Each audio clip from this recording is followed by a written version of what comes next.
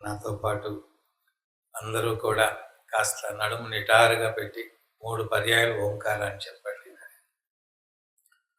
ఓ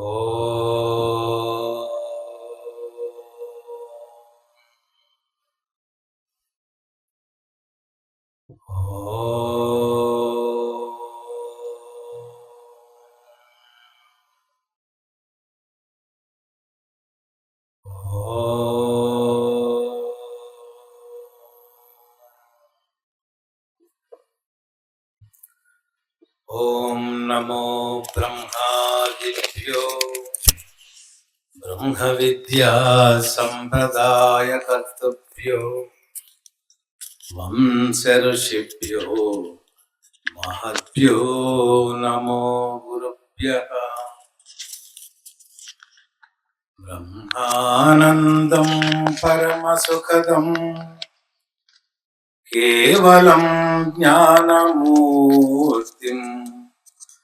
ద్వంద్వాతీతం గగన సదృశం తత్వమస్యాదిలక్ష్యం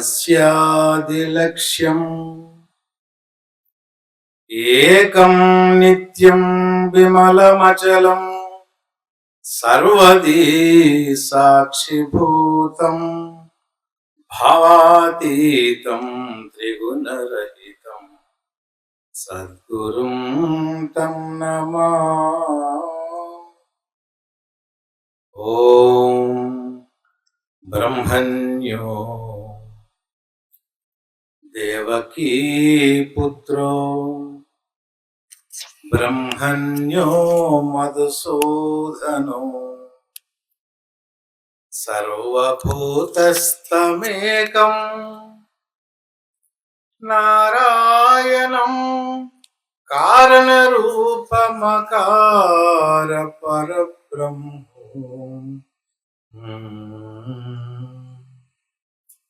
ముందుగా మా గురుదేవులైనటువంటి అభేదానంద భారతీ స్వాముల వారి దివ్య చరణాంబులకు అనన్య భక్తితో నమస్కరిస్తూ, నంద్యాల జిల్లా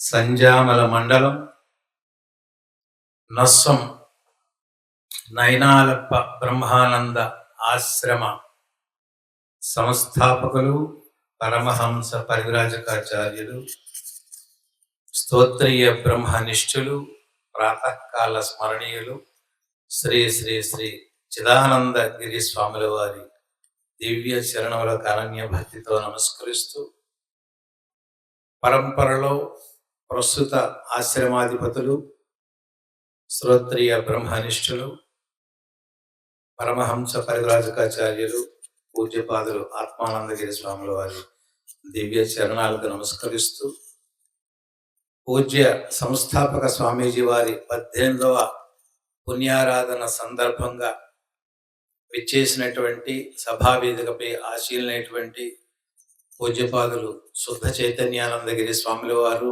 కనిగిరి, పూజ్యపాదులు శంకరానందగిరి స్వాముల వారు రైల్వే కోడూరు, పూజ్యపాదులు కృష్ణానంద సరస్వతి స్వాముల వారు పీలేరు, పూజ్యపాదులు గీతానంద స్వాముల వారు శ్రీకాకుళం వారి దివ్య చరణాలకు అనన్య భక్తితో నమస్కరిస్తూ, ఆత్మస్వరూపులైనటువంటి దివ్యాత్ములైనటువంటి భక్తులందరికీ ఓం నమో నారాయణాయ. స్వామీజీ వారు, ఆత్మానందపురి వారు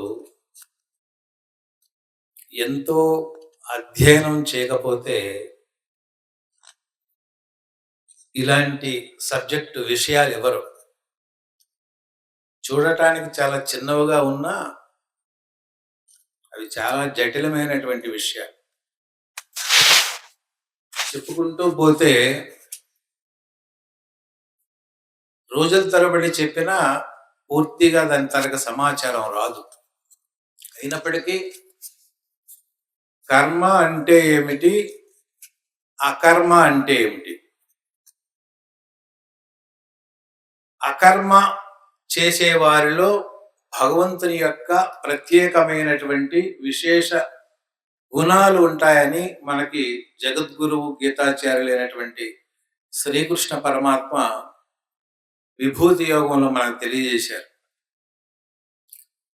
యద్వద్విభూతిమత్సత్వం శ్రీమదూర్జితమేవ వా తత్తదేవావగచ్చత్వం మమ తేజోంస సంభవం మమ తేజోంస సంభవం. యద్వద్విభూతిమత్సత్వం, చరాచర జగత్తులో పరమేశ్వరుని యొక్క పరమాత్మ యొక్క జీవరాశులన్నీ కూడా వారి అంశలైనప్పటికీ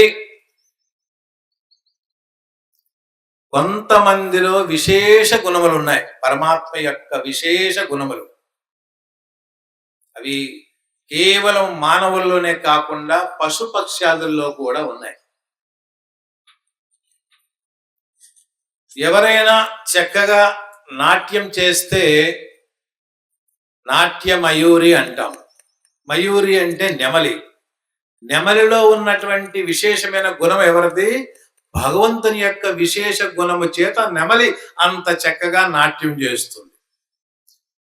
ఎవరైనా ఒక మాతాజీ చక్కటి గానాన్ని ఆలపిస్తే గాన కోకిల అంటాం. భగవంతుని యొక్క విశేష గుణము ఆ కోకిల్లో ఉండబట్టి అంత చక్కట శ్రావ్యమైనటువంటి గానాన్ని వింటున్నాం. అలాగే చెయ్యి పట్టుకున్న వెంటనే రోగాన్ని నిర్ధారణ చేసినటువంటి ఒక వైద్యుడిలో కూడా భగవంతుని యొక్క ప్రత్యేకమైన అంశం ఉంది. అలాంటప్పుడు ఈ పర్వతం మీద ఇంత పెద్ద భవనాలు కట్టడాలు నిర్మించి ఎంతో మంది వందల వేల మంది భక్తులకు జ్ఞాన చైతన్యం కల్పించినటువంటి చిదానందపురి స్వాముల వారు కూడా పరమాత్మ యొక్క ప్రత్యేక అంశగా నేను సభాముఖంగా తెలియజేస్తున్నాను. రాగానే చూశాను, ఈ రాళ్ళు ఏంటి, ఎలా కట్టారు స్వామి, ఇదంతా చూస్తుంటే ఇది ఒక ఋషి యొక్క శక్తే గాని ఒక సామాన్య వారు నిర్మించిన వారు కాదని. అంటే ఇవన్నీ కూడా ఆ కర్మలోనే వస్తాయి. మరి వశిష్ఠ మహర్షి కూడా రామచంద్ర అఖండమైనటువంటి భారతావనంలో ఎటువంటి నువ్వు కర్మ చేస్తే చిరస్థాయిగా నీ పేరు ఉంటుందో, రామరాజ్య స్థాపన ఏర్పడుతుందో అటువంటి కర్మ చెయ్యు. అశాశ్వతమైనటువంటి దేహాన్ని, అశాశ్వతమైనటువంటి శరీరాన్ని ఎప్పుడు కూడా గుర్తు పెట్టుకోవద్దని చెప్పి, ఓ కన్మానదు దేహమే విధమునన్ రక్షించి పోషించినన్ రాకన్ మానవు హాని వృత్తులు మహారణ్యంబులో తాగినన్ కాకన్ మానవు పూర్వజన్మ కృతంబుల్ కాగల్గునర్థంబులన్ లేకన్ మానవు ఎంత జాలి పడినన్ లేముల్ సిరుల్ రాఘవా.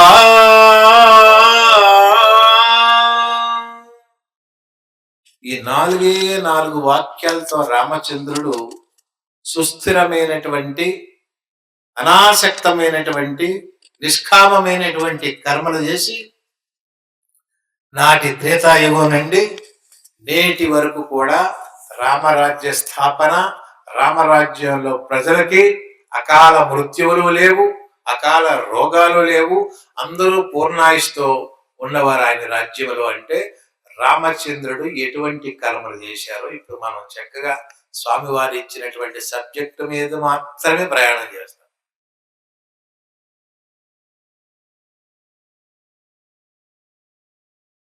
కర్మ ఎట్టిది, అకర్మ ఎట్టిది అని తెలుసుకోవడానికి మహాత్ములకి, పండితులకి కూడా అలవే కాకుండా పోయింది.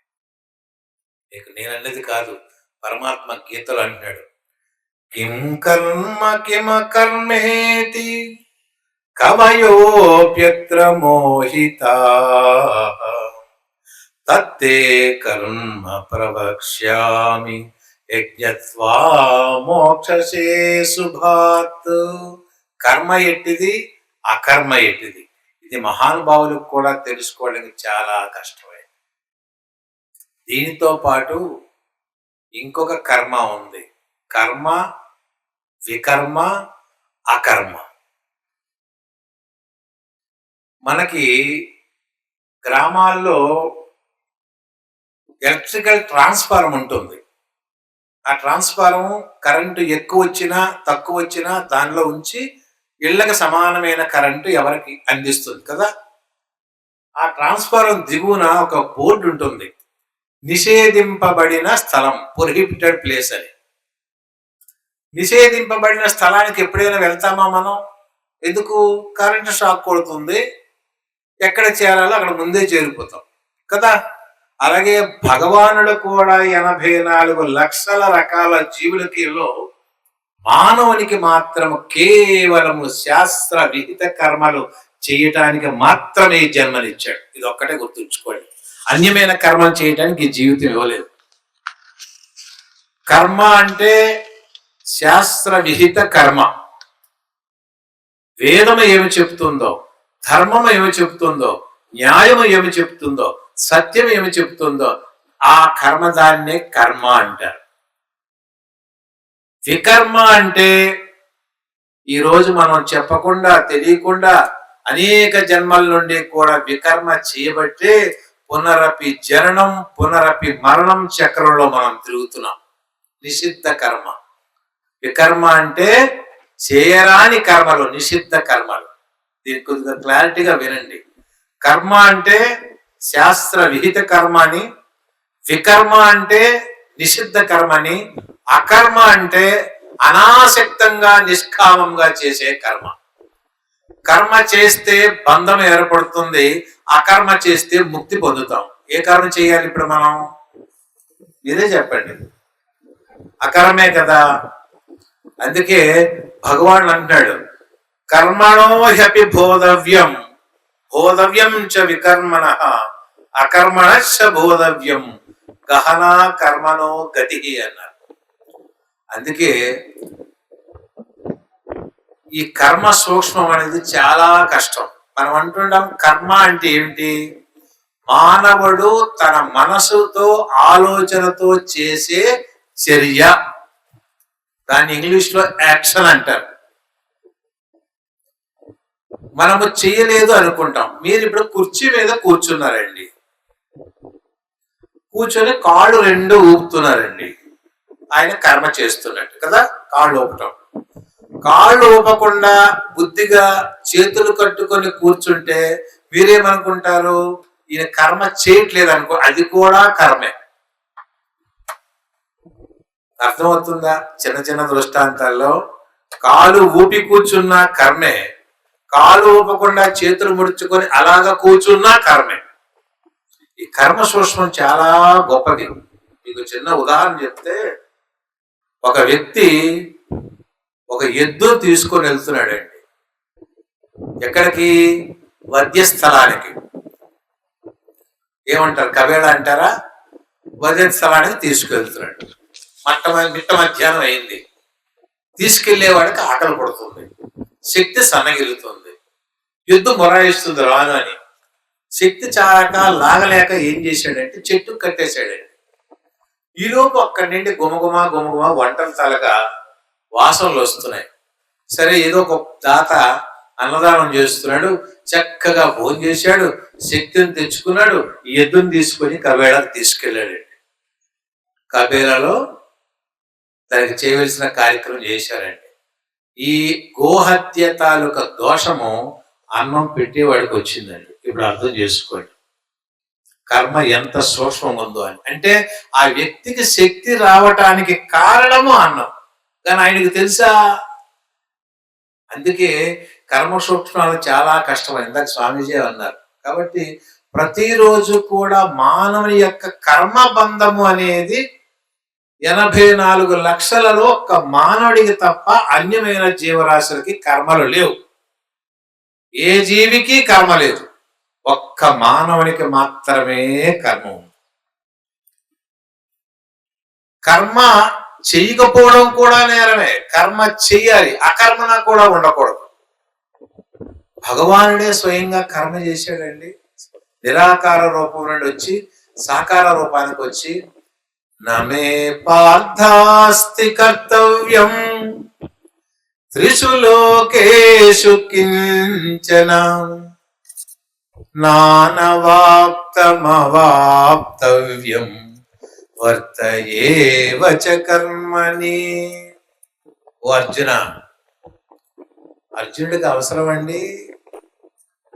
కేవలము నరనారాయణలో నరుడైనటువంటి అర్జునుడికి పరమాత్మ యొక్క గీత కేవలం అర్జునుని నిమిత్తం చేసుకుంటూ, కలియుగంలో ఉన్నటువంటి మానవులు అల్పబుద్ధితో ఉంటారు, అజ్ఞానంతో ఉంటారు, అల్పాయుష్తో ఉంటారు, వారికి చైతన్యం కలిగించాలని సాక్షాత్ జగద్గురు శ్రీకృష్ణ పరమాత్మ మనకే నేరుగా చెప్పారు. అవునా? డాక్టర్ దగ్గరికి వెళ్ళాలంటే ముందు కంప్యూటర్ చీటీ రాస్తాడా లేదా? నిమిత్తం. కానీ స్వయంగా మనకి ఆ శ్రీకృష్ణ పరమాత్మ ఈరోజు తెలియజేస్తున్నారు. అర్జున, నేను 3 లోకాల్లో చేయదగ్గ పని ఏమీ లేదయ్యా, చేసే పని కూడా ఏమీ లేదయ్యా, ప్రాప్తమైంది ఏమీ లేదయ్యా, ప్రాప్తము కానిది లేదయ్యా, అయినప్పటికీ నేను కర్మ చేస్తున్నా. చూశారా? ఎవరి కోసం చేస్తున్నారు?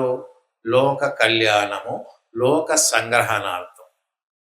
ఇందాక వారు అన్నారు, అంతా కూడా షెడ్కి వెళ్ళే బళ్ళు వచ్చాయి కానీ ఒకరు యూత్ లేరు, యువకులు లేరని. ప్రభుత్వాలు కూడా 15 సంవత్సరాలు అయితే బళ్ళు స్క్రాప్ ఇచ్చిమంటున్నారు.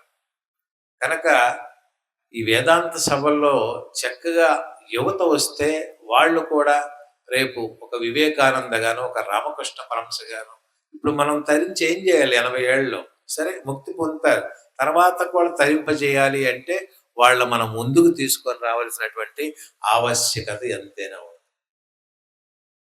మరి భగవాన్నే మనం పొందాలి అంటే, భగవంతుడే కూడా మన చుట్టూ గురువులాగా ఇంటా వెంట ఉండాలంటే ఇటువంటి కర్మలు చేయాలి. కర్మ అంటే పని అండి, ఇంకేమీ లేదు. నా కర్మరా బాబు ఎండలో ఉన్నానంటే అది విధి కాదు. కర్మ అంటే, కర్మ అంటే పని, చర్య. ఉదయం నుండి రాత్రి నిద్రపోయే వరకు కర్మలు చేస్తున్నామా లేదా? చేస్తున్నామా? చేస్తున్న కర్మలో నిష్కామంగా ఏమైనా చేస్తున్నామా? నిష్కామ అంటే ఫలమును ఆశించకుండా చేయటం. ఆశిస్తే వస్తుందండి? ఒక రైతు గారు చక్కటి పొలానికి క్షేత్ర శుద్ధి చేసి ఆ కలుపు మొక్కలన్నీ కూడా తీసివేసి పొలాన్ని దున్ని నీరు పెట్టి బీజాలు వేశాడండి. మొలకలు వచ్చాయండి. ఎవరి వల్ల వచ్చాయి? చంద్రుని వల్ల మొలకలు వచ్చాయి. సస్యం ఎవరు పండిస్తున్నారు? చంద్ర భగవానుడే వచ్చాయి. వచ్చిన తర్వాత కూడా పంట వస్తుందని ఏమైనా గ్యారంటీ ఉందా? అతివృష్టి మన చేతిలో ఉందా? అనావృష్టి మన చేతిలో ఉందా? తుఫాన్లు మన చేతిలో ఉన్నాయా? వరదలు మన చేతిలో ఉన్నాయా? కోరుకోవడం ఎందుకండి?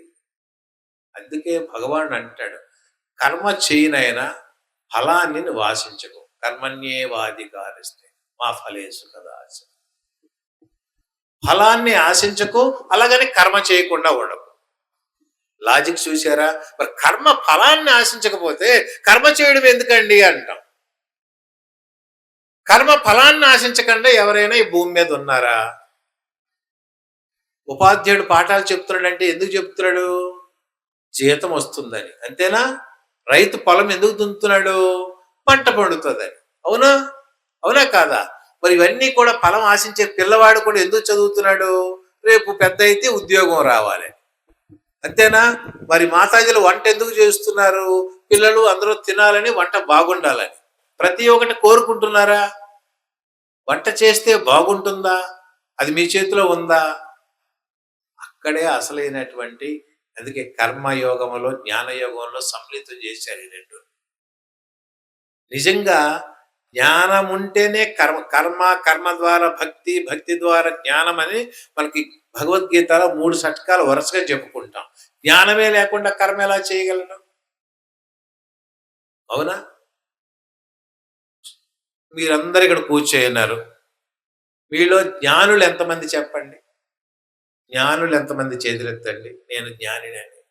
మరి అజ్ఞాని అని ఎంతమంది చేతులెత్తండి? పర్వాలేదు ఎత్తండి. నేను అజ్ఞాని అంటాను లేదు.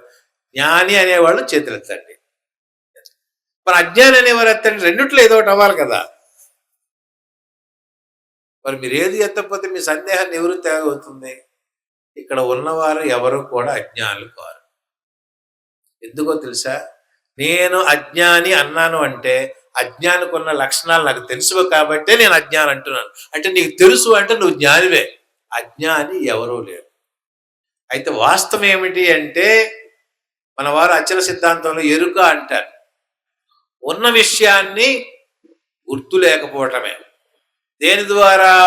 అనిత్యమైనటువంటి పదార్థాల ద్వారా.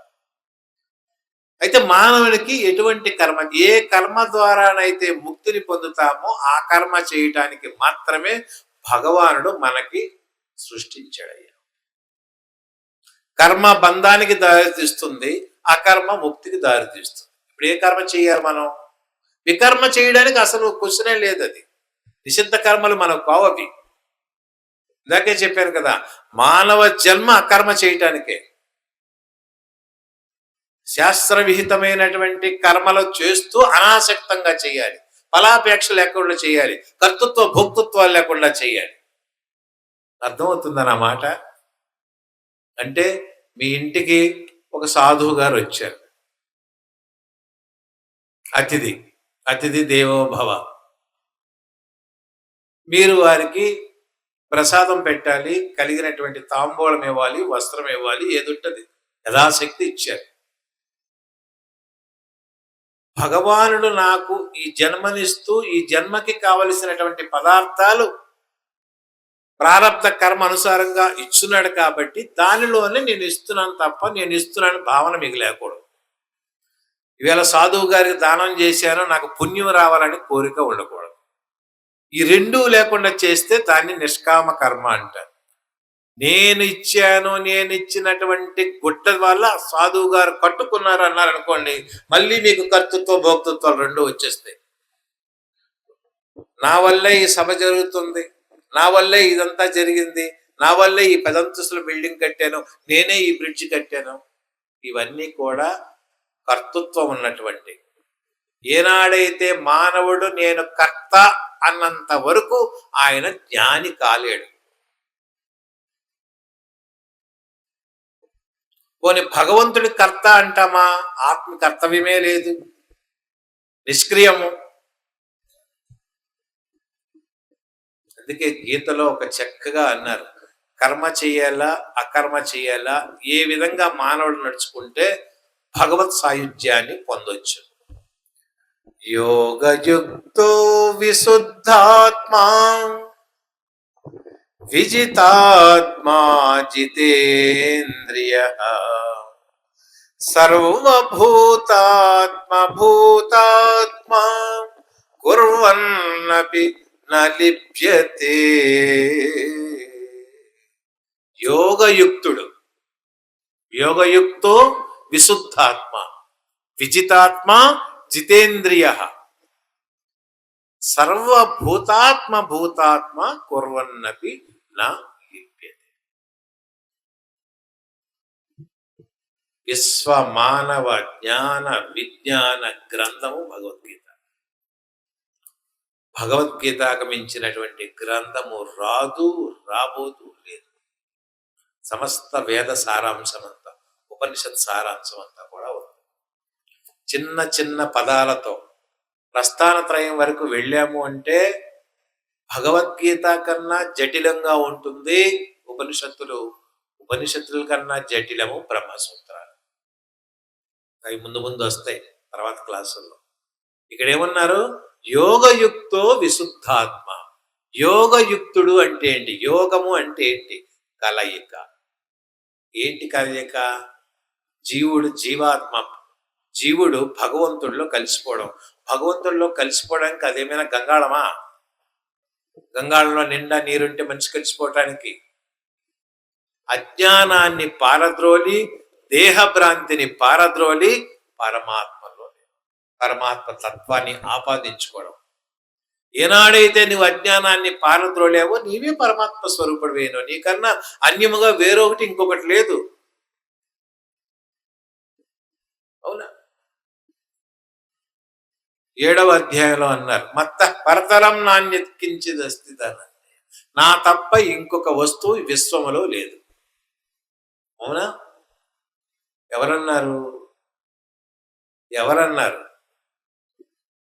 నా తప్ప ఇంకొక వస్తువు ఈ విశ్వములో లేదు. కృష్ణుడు అన్నాడు. కృష్ణ బాగుంది. కృష్ణుడు ఎవరు? కృష్ణ అంటే ఏమిటి? కృష్ అంటే అపరిమితమైన, నా అంటే ఆనందము, అపరిమితమైన ఆనంద తత్వమే పరమాత్మ. అవునా? ఈ అపరిమితమైనటువంటి ఆనంద తత్వము సకల చరాచర జీవికోట్లో చైతన్యంగా ఉన్నాడు. ఇప్పుడు మనలో చైతన్యంగా ఉన్నాడా లేదా? చైతన్యం ఉండబట్టే వింటున్నాం, చెబుతున్నాం, కూర్చుంటున్నాం. ఈ చైతన్యం కాస్త బయటికి వస్తే శివమా? మరి ఇప్పుడు చైతన్య స్వరూపులైతే మనం కృష్ణ పరమాత్మ కూడా మనం అయి ఉన్నామా లేదా? కనుక వారు ఏ విధమైనటువంటి కర్మలు చేశారో, ఏ విధమైనటువంటి కర్మలతో నేటి వరకు కూడా మనం చెప్పుకుంటున్నామో, అటువంటి కర్మలు చేయటానికి ఇందాక స్వామీజీ చక్కగా చెప్పారు. యద్యదా చరతి శ్రేష్ఠ తత్తదేవే తరో జన సయత్ ప్రమాణం కురుతే లోకస్థదనువర్తతే. అవునా? సత్యాన్ని పలికారు, ఆచరించారు, ఆచరింపజేశారు మన వాళ్ళు. ధర్మాన్ని ఆచరించారు, ఆచరింపజేశారు. న్యాయాన్ని ఆచరించారు, ఆచరింపజేశారు. సత్యంతో ఎంతమంది చూడండి, ఇచ్చిన మాట ఎప్పుడైనా వెనక్కి తీసుకున్నారా? మరి తీసుకుంటే అది ఏ కర్మ అవుతుంది చెప్పండి? నిష్కామ కర్మ ఎలా చేశారు చూడండి. అనిన్న మాటయు తప్పుట అనుచితంబని కదా ఆ దశరథేంద్రుడు కాలధర్మమందే, ఆడి తప్పుట దోషమని కదా శిబిమేని కండలు చెండి ఇచ్చే, ఆడి తప్పుట దోషమని కదా బలిపాతాళమునకేగే, ఆడి తప్పుట దోషమని కదా హరిశ్చంద్రుడు మాలగొలిచే, అంత దూరము బోనేల అభ్యనాభ తనదు పలుకులు నిలుపగాదే, అఖిల సంపదల్ బాసి అడవులకేగి ఇడుములు గుడుచు మా ధర్మరాజా. ఈరోజు శివ చక్రవర్తి కోసం మాట్లాడుకుంటున్నాం. అఖండ భారతావనంలో ఒక చక్రవర్తి, మన భారతీయ చక్రవర్తి. ఒక పౌరం వచ్చి నన్ను రక్షించవయ్యా, రక్షించాను కాదు, అభయం ఇవ్వమన్నది, అభయం ఇచ్చాను, హరిహరాదులు అడ్డొచ్చినా నేను రక్షిస్తానన్నాడు. వెంటనే గ్రద్ద వచ్చింది. నా భగవానుడు ఈశ్వరుడు ప్రతి జీవికి 24 గంటల్లో ఒకసారి ఆహారం పెడతాడు. ఇప్పుడు నాకు ఆహారం పెట్టాడు, ఇది కూడా నువ్వు అడ్డుకుంటావా అన్నాడు. అడ్డుకోను ప్రభు, నీకు ఇది విడిచిపెట్టి ఏం కావాలో కోరుకు అన్ని ఇస్తాను. మీలాగా అన్ని తినే రకాలు కాదు, నేను మాంసం ఒకటే తింటా అన్నాడు. సరే మాంసమే తెప్పిస్తా, అది కాదు నీ మాంసం ఇవ్వన్నాడు. అయ్యో ఎంత ఆనందపడ్డాడు శివ చక్రవర్తి. నా శరీరము మాంసం ఇంకొక జీవికి ఆహారంగా ఎంత ఉపయోగపడుతుందో నేను చరితార్థం వేయాలని ఒక సగభాగం, చిన్న చిన్న ముక్కలు కాదు, సగభాగం కోసిన ఎడమ భాగం కోస్తుంటే కుడి భాగం నుండి కళ్ళ నుండి నీరు వచ్చిందంట శివ చక్రవర్తి. గ్రద్దన్నాడంట, ఏడ్చుకుంటూ దానం చేస్తున్నావయ్యా నాకెందుకు అన్నాడు. అయ్యో స్వామి, నేను ఏడ్చుకొని దానం చేయట్లేదు, నా ఎడమ భాగము నీ దానానికి ఉపయోగపడినది, కుడి భాగం ఉపయోగపడలేదని నేను బాధపడుతుందయ్యా ఈ భాగం అని. అది భారతీయ సంస్కృతి, భారతీయ సనాతన ధర్మం, భారతీయ కర్మాచరణ. ఈరోజు చెప్పుకుంటున్నాం, ఏనాడో కృతయుగంలో జరిగిన విషయం ఈనాడు మనం చెప్పుకుంటున్నాము అంటే వారి దుఃఖి చూసి మనం కర్మలు చేయాలి. అశాశ్వతమైనటువంటి శరీరముతో, అనిత్యమైనటువంటి దేహముతో, ఈ క్షేత్రముతో ఏవి పడి ఆ నిషిద్ధ కర్మలు వికర్మలు చేస్తే ఈ పునరపి జననం ఈ పునరపి మరణం చక్రంలో తిరుగుతూ కనీసం దానికి మార్గం కూడా తెలియకుండా ప్రయాణం చేస్తుంది. ఒక్కటి, ఈ ప్రపంచంలో ఎవరైనా ఒక్కరు శాశ్వతంగా ఉన్నారా? ఏ ఊర్లైనా ఏ ఇంటిలో ఉన్నారా? ఎవరైనా ఒక వస్తువుని తీసుకుని వెళ్ళారా? తీసుకొని వచ్చారా? ఎందుకు ఈ తాపత్రయం? అసలు కర్మతోనే సర్వ వేదాంతం ప్రారంభమవుతుంది. ఆ కర్మ లేనిదే వేదాంతం లేదు. అసలు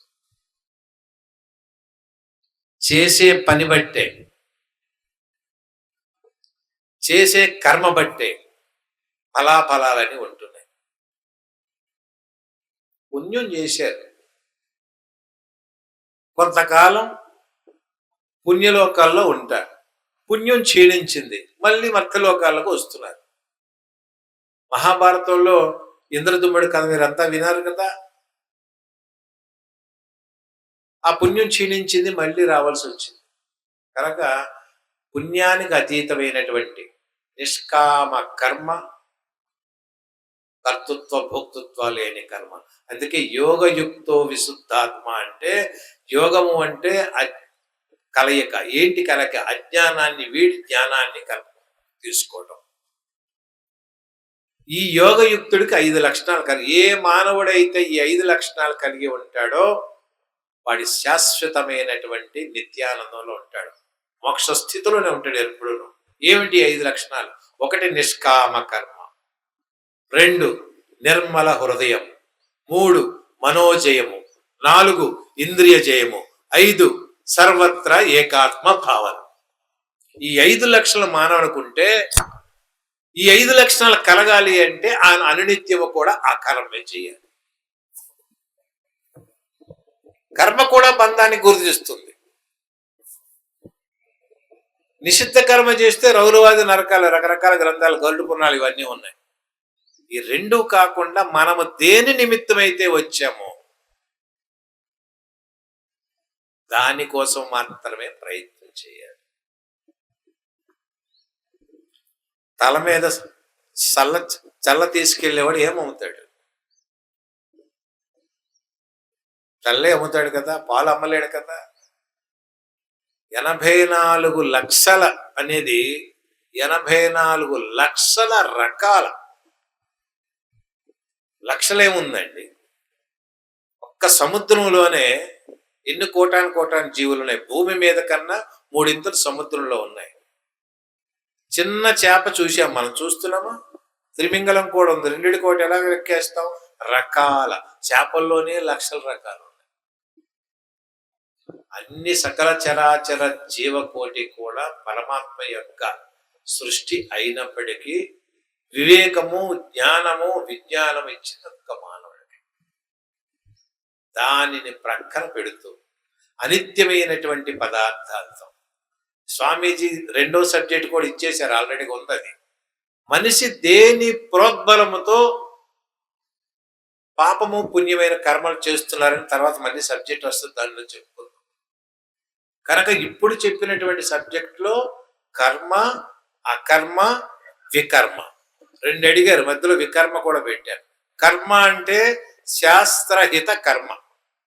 వేదం ఏమి చెబుతుందో, శాస్త్రం ఏమి చెప్తుందో, ధర్మం ఏమి చెప్తుందో, సత్యం ఏమి చెప్తుందో, న్యాయం ఏమి చెప్తుందో చేసేది కర్మ, శాస్త్రవిహిత కర్మ. వికర్మ అంటే నిషిద్ధ కర్మ. వికర్మ అంటే నిషిద్ధ కర్మ, చేయకూడదు. మాంస భక్షణ ఉండకూడదు, చేస్తున్నామా లేదా? నిషిద్ధ కర్మ. బ్రహ్మముహూర్తంలో ప్రాతకాలంలో లేచి ప్రార్థన చేసుకోవాలి, కూర్చోవాలి, లేవాలి. మనం లేస్తున్నామా? 11, 12, 1 గంటలు లేస్తూ నిషిద్ధ కర్మ. పరదోషణ ఉండకూడదు, దూషించలేకుండా ఉంటున్నామా? ఉదయం నుండి కాస్త డ్రైవర్ లేట్ అయిపోతే వాడికి అమ్మబూతులు తిడతారు. వాడు అకారణంగా లేట్ అయ్యాడో, ఆరోగ్యంగా లేట్ అయ్యాడో, ఎందుకు లేట్ అయ్యాడో భగవానుడు ఈరోజు ఈ టైంకే మనకు బయలుదేరమని చెప్పాడని అనుకుంటున్నామా? వాడి మీద పడిపోతాం. రైల్వే స్టేషన్లో కూర్చొని ట్రైన్ కాస్త లేట్ అయితే వాడి మీద చీవాట్లు గీవాట్లు పెడతాం. డ్రైవర్కి ఏమైనా సరదా, మీకు ఒక అరగంట లేటుగా తీసుకెళ్లాలని, వాడికి సిగ్నల్స్ రావాలి, వాడి తలక ఒక జోన్ ఉంటుంది, ఒక కంట్రోల్ సిస్టమ్ ఉంటుంది. ఇవన్నీ ఆలోచిస్తున్నాం, వెంటనే దూషిస్తున్నాం. ఇండియన్ రైల్వేస్ ఇంతే, దిక్కుమాలి రైళ్లు ఎప్పుడు ఇంతే. ఇవన్నీ కూడా నిషిద్ధకాలు. కడుపు నిండా భోజనం పెట్టి సిగ్గు లేకుండా తిన్నావన్ననుకోండి, ఏమవుతుంది?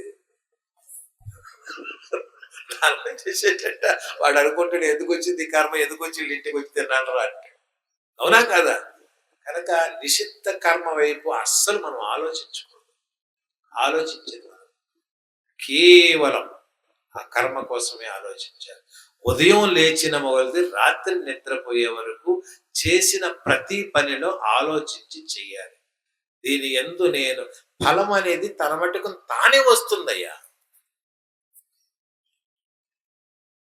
ఒక నియోజకవర్గం, ఒక ఎమ్మెల్యే పోస్ట్కి ఎలక్షన్స్ అవుతాయా? 4 పార్టీల నుండి 4 నాయకులు నిల్చుంటారు. అక్కడ పోస్టులు ఎన్ని ఉన్నాయి? బాగా అర్థం చేసుకోండి.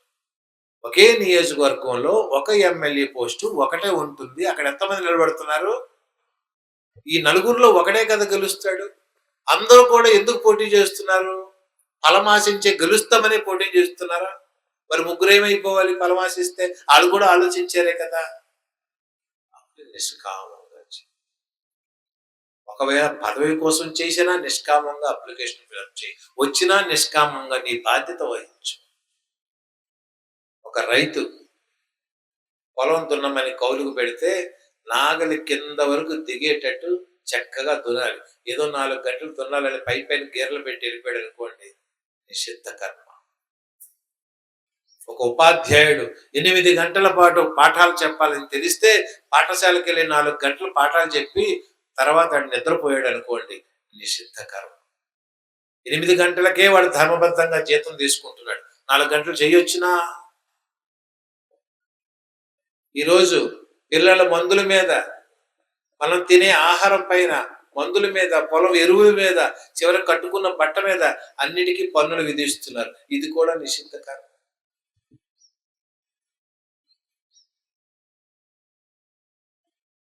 వాహనం కొన్న వెంటనే లక్షల కొలితే రోడ్ ట్యాక్స్ తీసుకొని మళ్ళీ రోడ్డు మీద టోల్ ట్యాక్స్ తీసుకోవడం నిషిద్ధ కర్మ.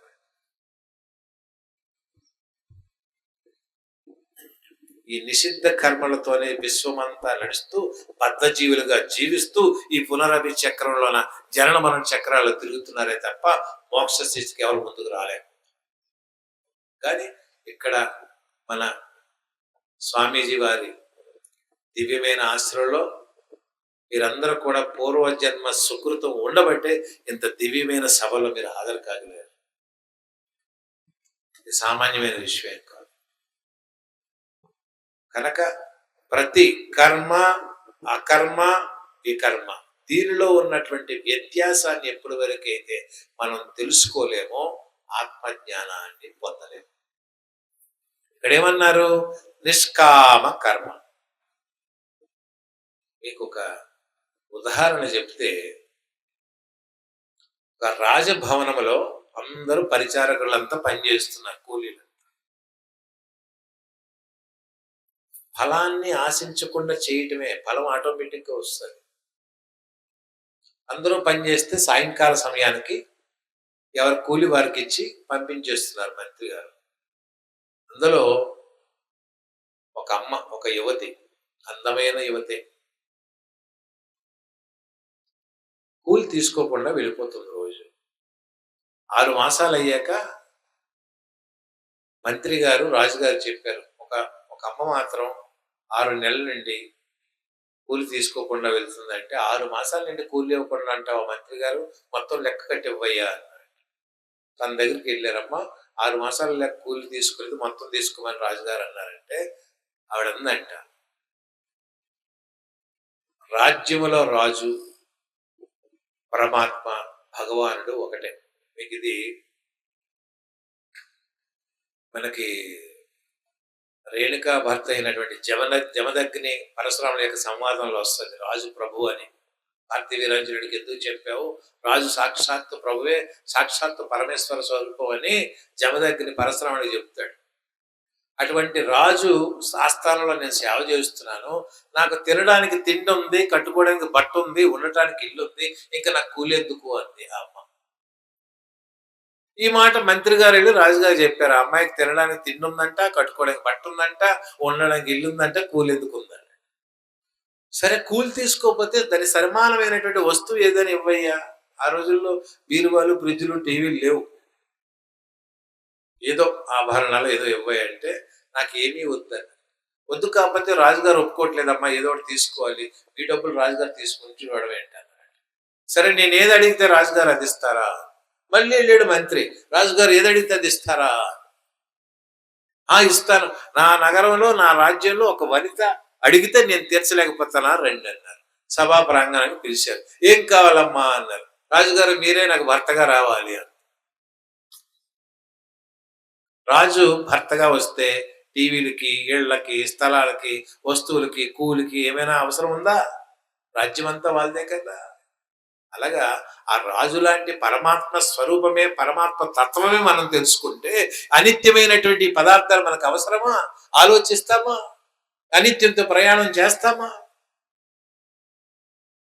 అందుకే ఏది నిత్యము, ఏది నిత్యము కానిది అని బేరేజ్ వేసుకోవాలి ప్రతి ఒక్కరు.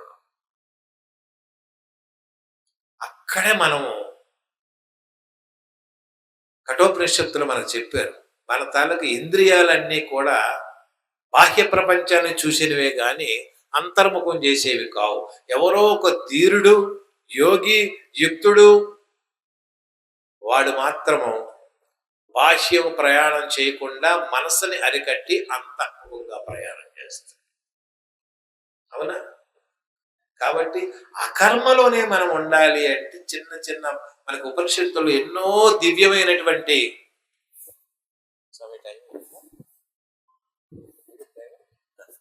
కనుక ప్రతి ఒక్కరు కూడా తదుపరి సభలు ఉండనే ఉన్నాయి. ఈ రోజే ప్రారంభం కనుక చేసినటువంటి పనిలో ఫలమును ఆశించకుండా నేను చేశానని భావన లేకుండా ఎవరైతే చేస్తారో వారు పరమాత్మ సాయుధ్యాన్ని, ముక్తిని పొందుతారు. వికర్మకు ఆలోచించవలసిన పని మనకు లేదు. కర్మ కూడా బంధాన్ని గురి చేస్తుంది. పునరభిజననం, పునరభి చక్రంలో మళ్ళీ ఉంటాము, మళ్ళీ పుణ్యలోకాల్లో ఉంటాము, మళ్ళీ వస్తాం. సుఖం లేదు కనుక అకర్మే శ్రేష్టమైంది. అకర్మనే మనం అందరూ కూడా ఆలోచించి అకర్మ ప్రభావితులై ఉండాలని కోరుకుంటూ ఈ అవకాశం కల్పించినటువంటి స్వామివారికి, చక్కగా శ్రవణం చేసిన మీ అందరికీ హృదయపూర్వక ప్రణామాలు తెలియజేసుకుంటూ